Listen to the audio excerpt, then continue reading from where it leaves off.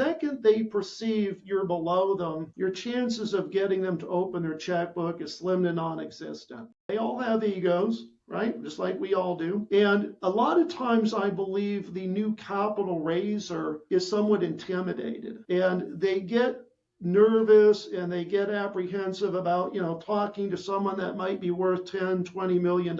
And I always say, look, you've got to talk to them as an equal. The second they perceive you're below them, your chances of getting them to open their checkbook is slim to non-existent. And I remember there was this one doctor that was a retired neurosurgeon.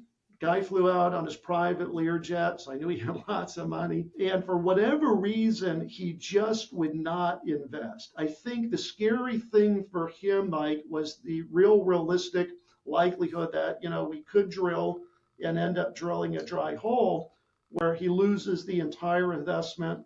So I kind of use the analogy, imagine climbing up the diving board to the high dive at the neighborhood high dive for the very first time in your life, and you climb out to the edge of the diving board and you're like, whoa, all you need is that little nudge. So that one night I had come back into the office because he's out in California. And I just said, Dr. Schnack, it takes two things to invest in an oil well. He said, what? Big balls and lots of money. Which of the two don't you have? And there was a pause, and it seemed like forever. Brad, tell me again, how much are 3 units in your drilling program? I said, Dr. Schnack, go get your checkbook, welcome aboard. And he became one of my best investors ever. Sometimes, you have to bring closure to a process. The person is hesitant to make a decision. And it's just all about taking an action and making a decision. And, that's really what we're here to do with people.